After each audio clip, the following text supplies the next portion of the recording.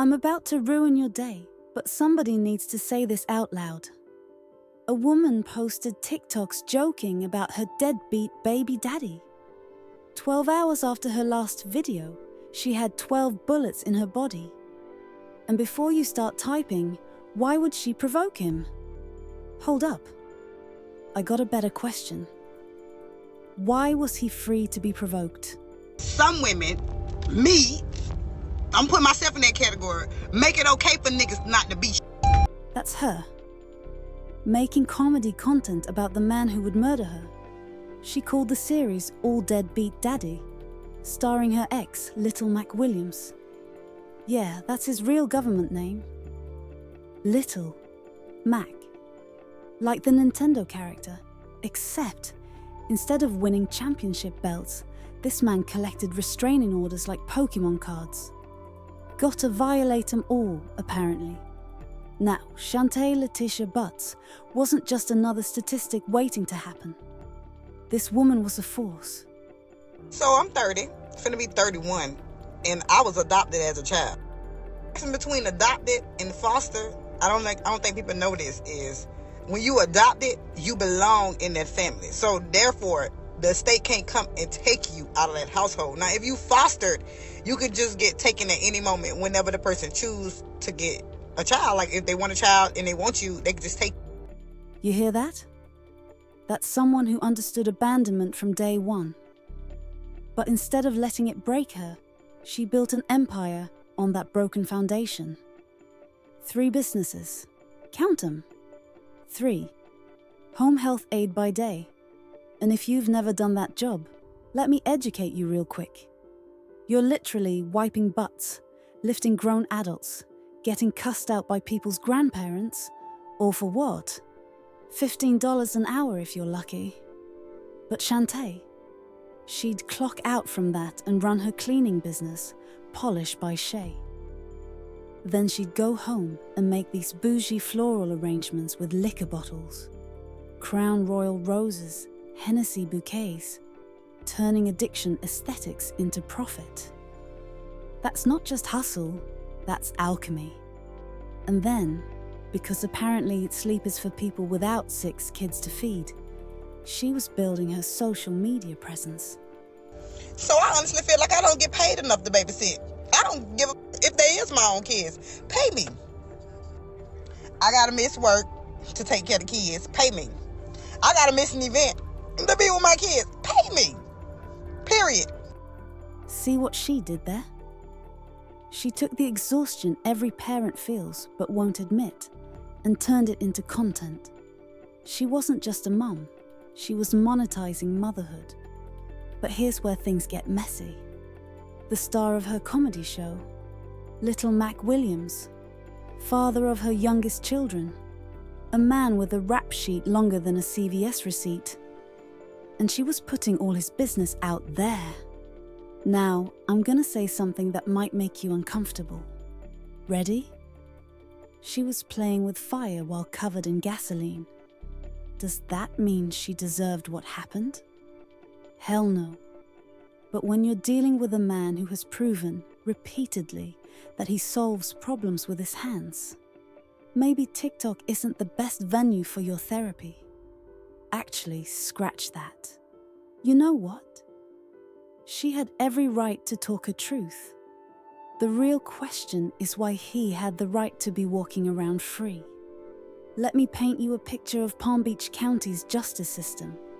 Actually, no. Calling it a justice system is like calling a broken condom birth control. It might look like it works, but when it matters most, look at this face.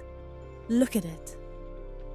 This is the face of a man who discovered that in Florida, beating women comes with a frequent flyer discount.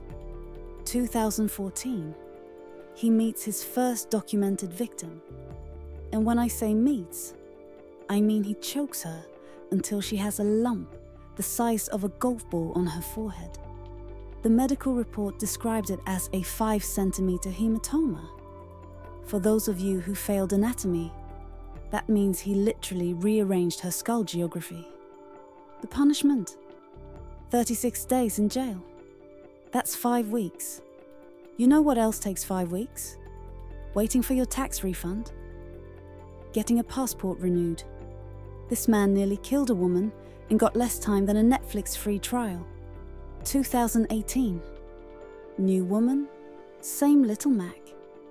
This time he's graduated to stalking, showing up at her house uninvited, tampering with security cameras like he's auditioning for a Lifetime movie villain.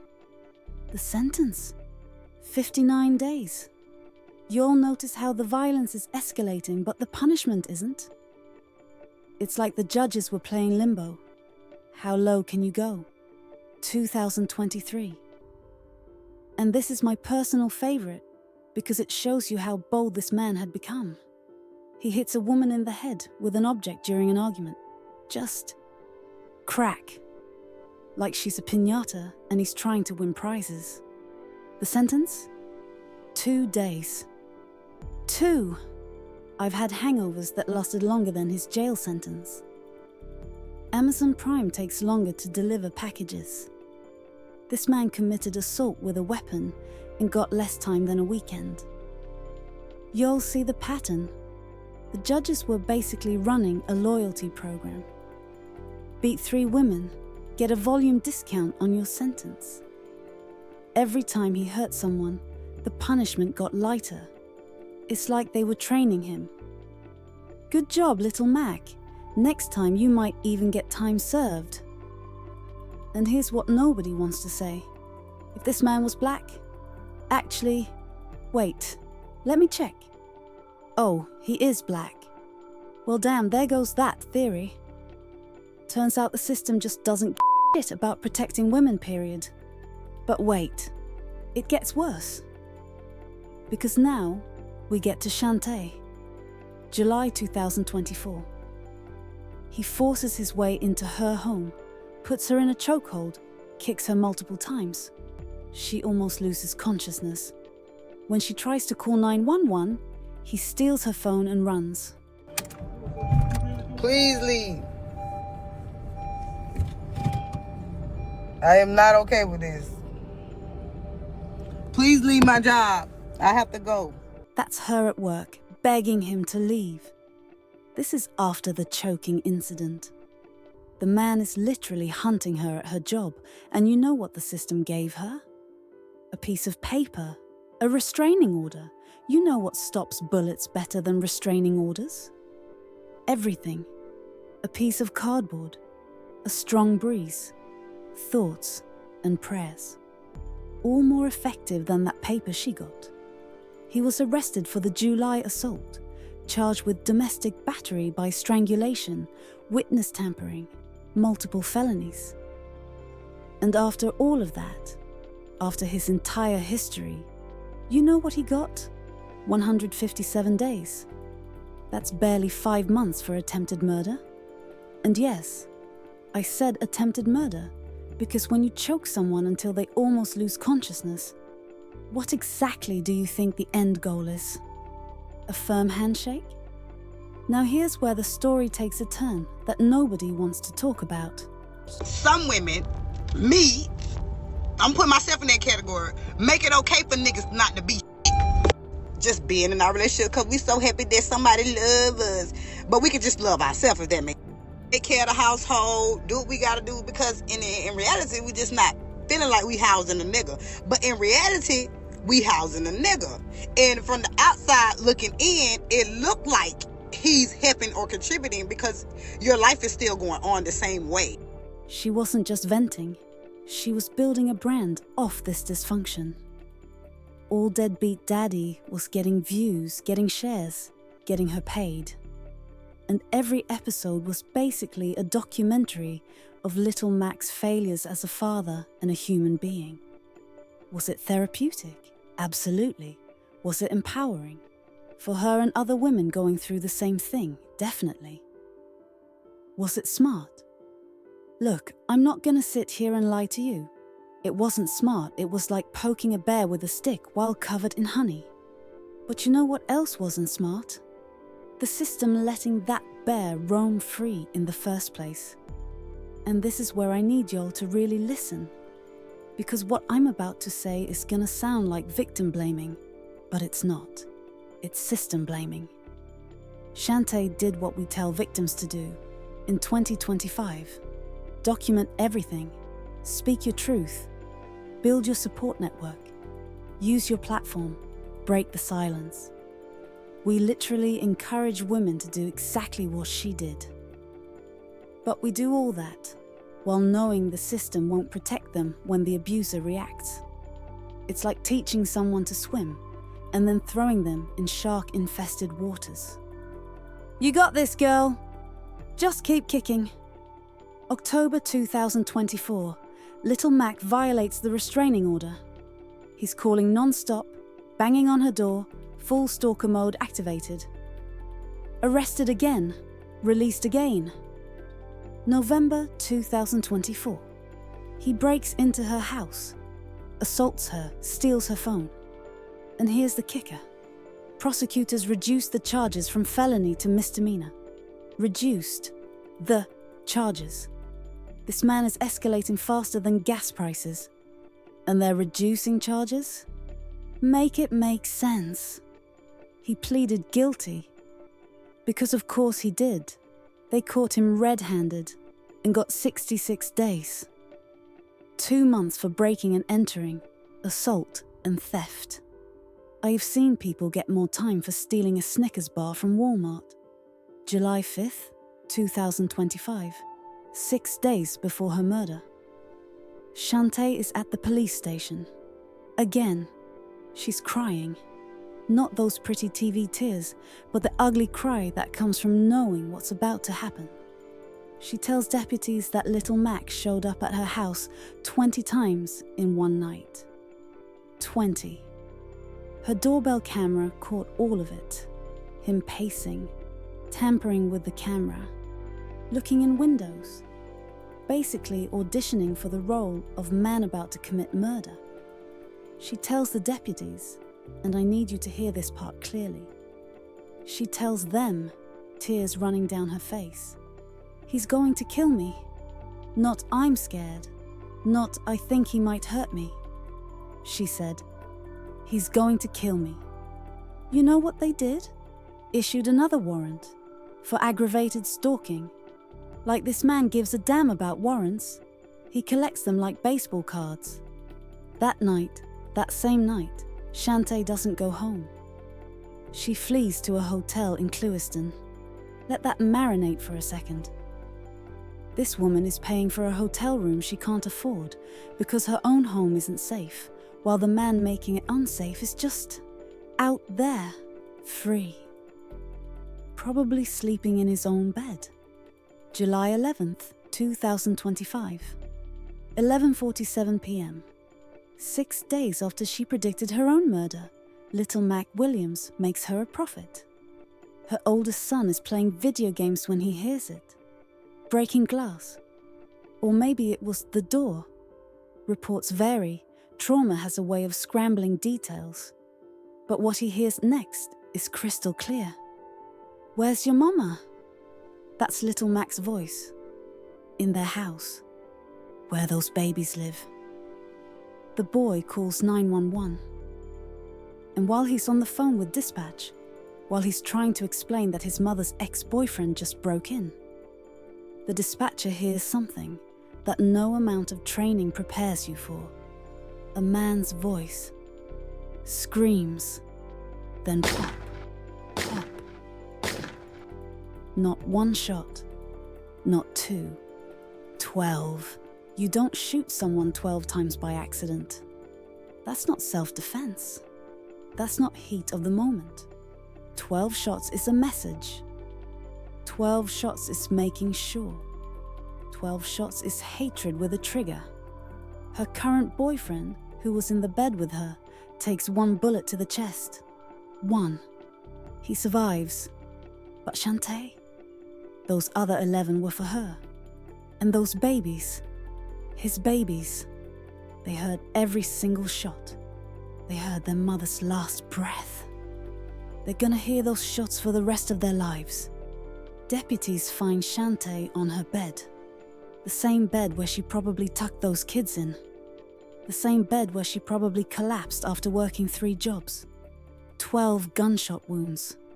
She's declared dead at 11:58 p.m. Didn't even make it to midnight. Didn't even make it to another day. You want to know the most pathetic part of this whole thing? After executing the mother of his children, little Mac Williams walked outside and laid down in the street, hands behind his back, waiting for the cops like he just finished a shift at work.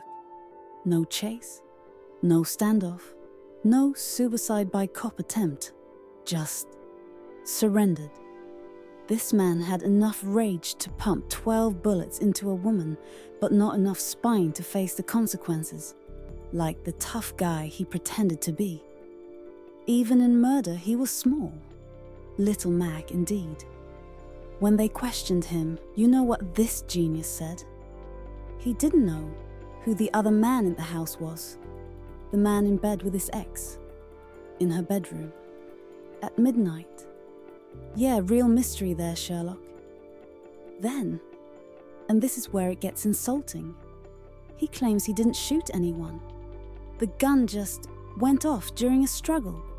12 times in the same direction. Into the same person. Now, here's where I need everybody in the comments to pay attention. Because what I'm about to tell you should be illegal. Remember all those arrests I mentioned? Every single judge who gave him those baby sentences has names. Public record. Judge Gregory Kaiser was the latest one.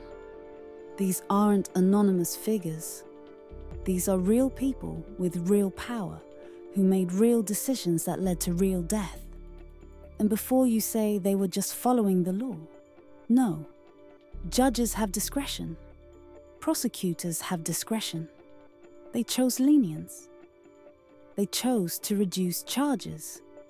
They chose to believe that this time would be different. You know what the state attorney's office said after Shante died? They're focused on violent offenders and habitual offenders. Focus of the state attorney's office is to go after violent offenders and habitual offenders. And in domestic violence, that's no different. After. She's already dead. And now they care about violent offenders. That's like putting on a seatbelt after the car crash. Thanks for nothing. Here's the deep question nobody wants to answer. How many women have to die before a judge loses their job? Because if I mess up a TikTok video, you'll roast me in the comments. These judges mess up and women get buried, but they still got their pension. 6 kids. Let me say that again for those in the back. 6 kids watched their mother die.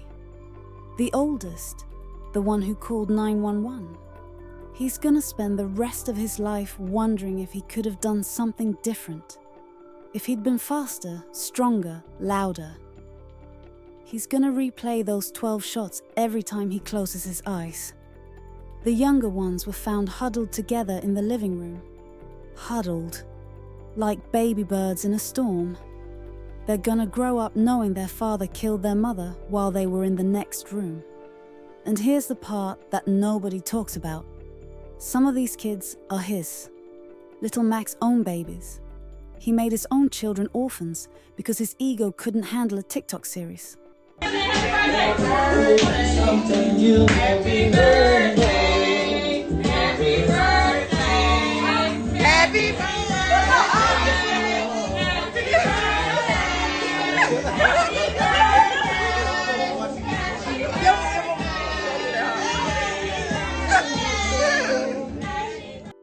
That's their mom, at school events, being present. And now, foster care, relatives, maybe split up, their whole world destroyed, because nobody stopped a man who everybody knew needed stopping. Belglade held a memorial. People who never met Shantae showed up. You know why? Because every woman there saw themselves in her story.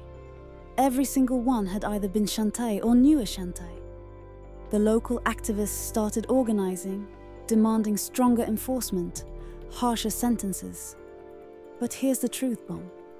Vigils don't change laws. Hashtags don't stop bullets. And all the thoughts and prayers in the world won't bring back a mother of 6. You know what changes things. Y'all in the comments getting loud about this. Share this story. Make noise.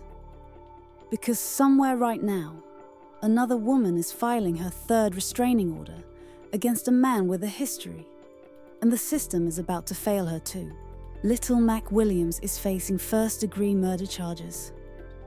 Life without parole. Maybe even the death penalty. Now they want to throw the book at him. Now that there's a body, now that there are orphans, now that it's too late. The prosecutors are acting tough, talking about maximum penalties and justice for Shantae. But where was that energy when he was only almost killing women? It's like they're trying to get extra credit for finally doing their job. Look, we got him. Yeah, congratulations. You caught a killer after he killed. Real detective work there. I'm gonna leave you with something that's gonna sit heavy. Shante Butts did everything right according to the victim's handbook. She documented. She reported. She got restraining orders. She fled. She spoke up. She built support systems.